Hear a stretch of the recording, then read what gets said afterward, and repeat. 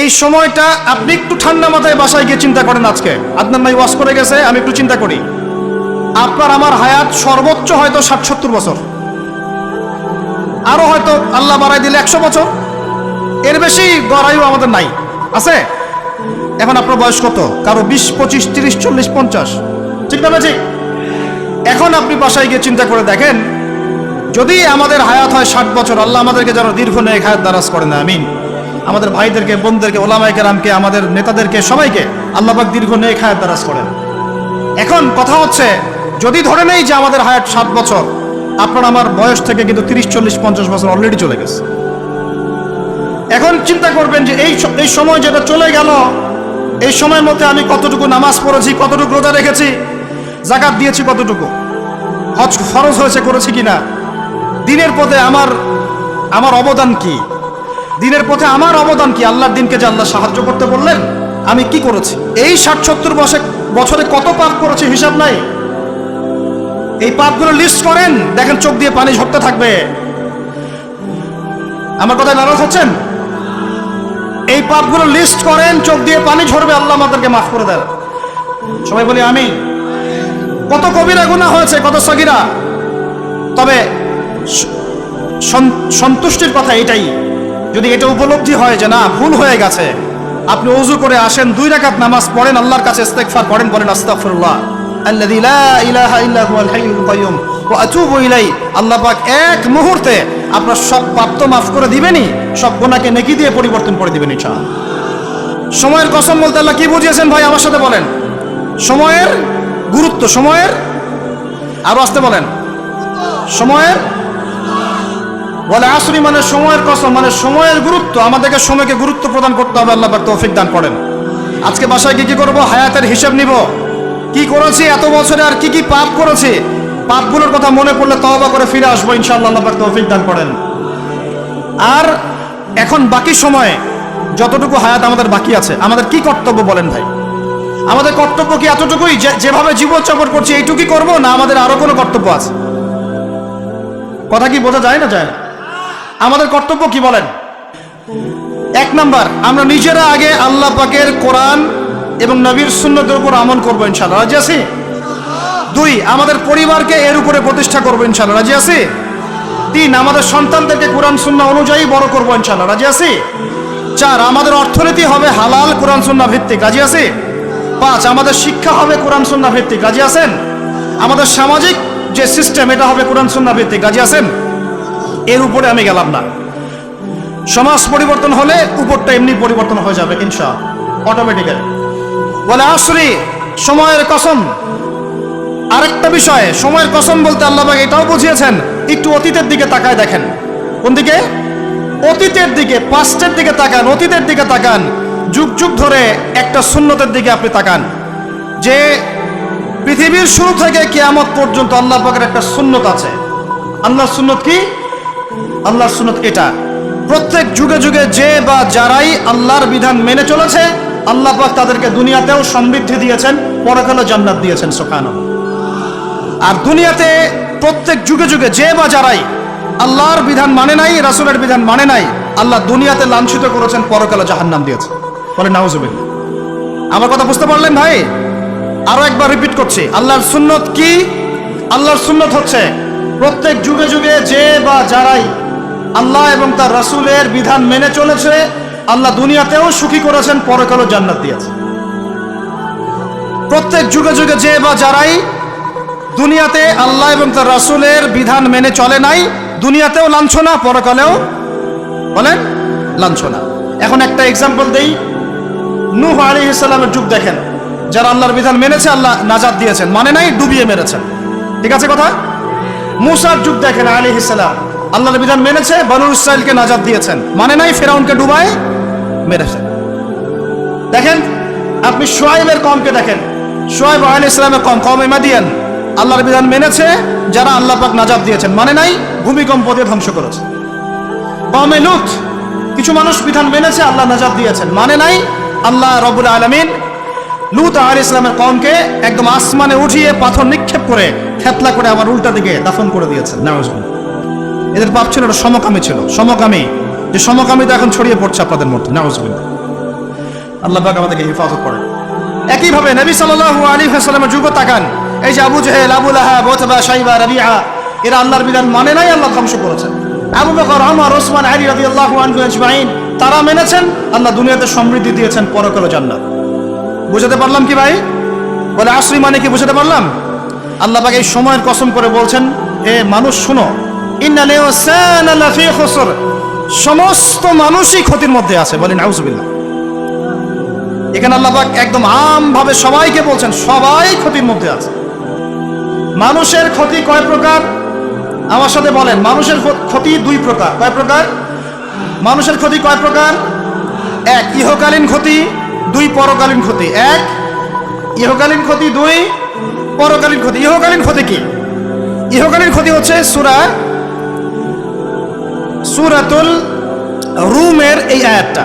আল্লাহ পাক বলছেন, বা'দা আউযু বিল্লাহি মিনাশ শাইতানির রাজীম, যাহারাল ফাসাদু ফিল বাররি ওয়াল বাহরি বিমা কাসাবাত আইদিন নাস।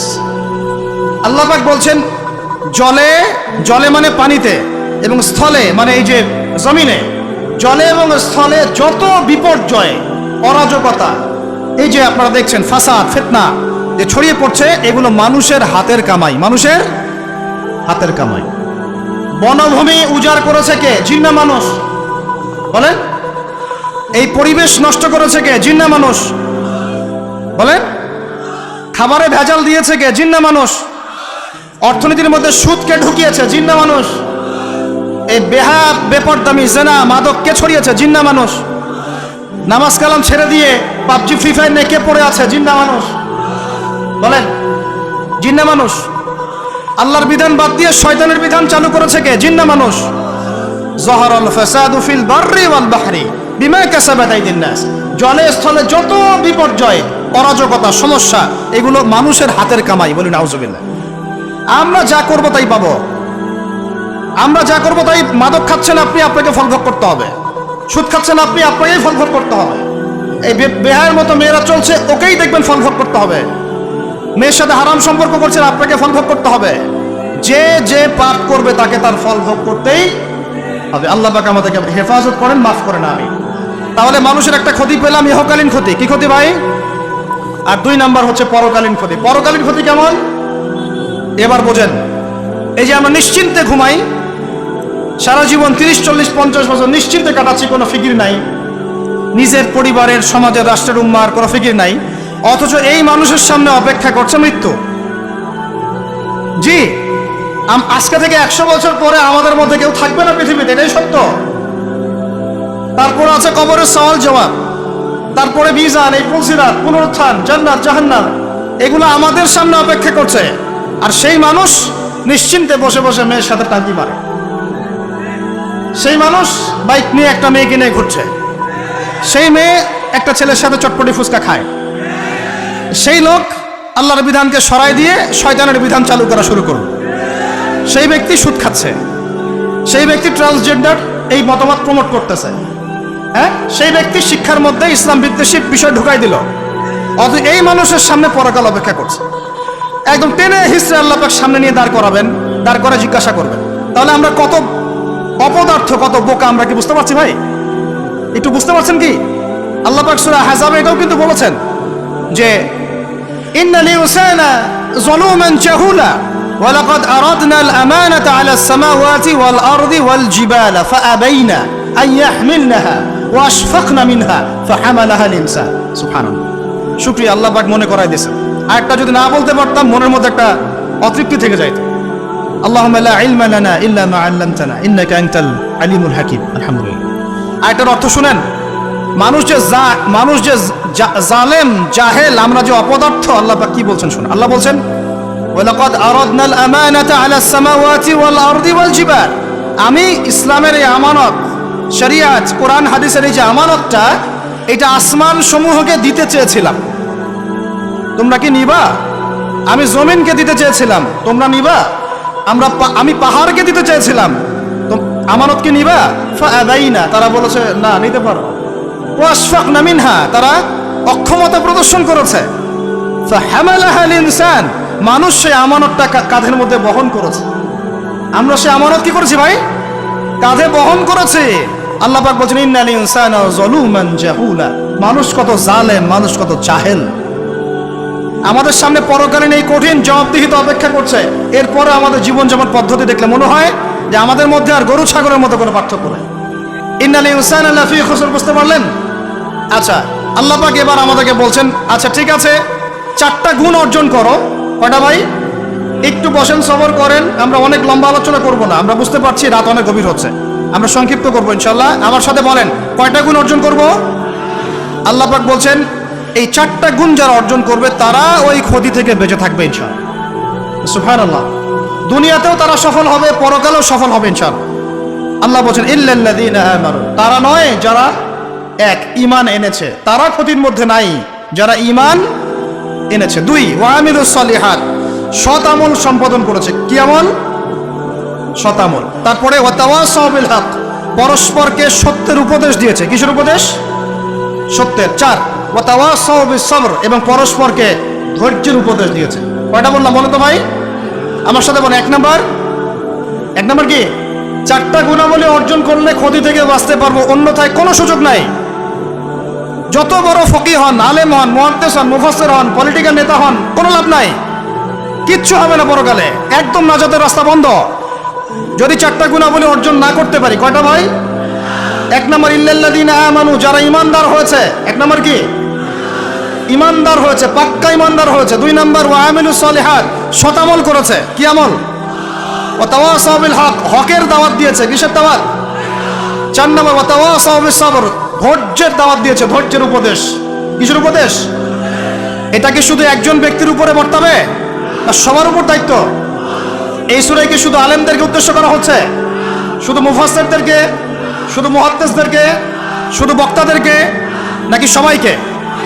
এই সবাই মিলে যখন এই 4টা গুণাবলী অর্জন করবেন, দেখবেন ইনশাআল্লাহ দুনিয়াতেও বিজয় আমাদের, পরকালেও আমাদের ইনশাআল্লাহ।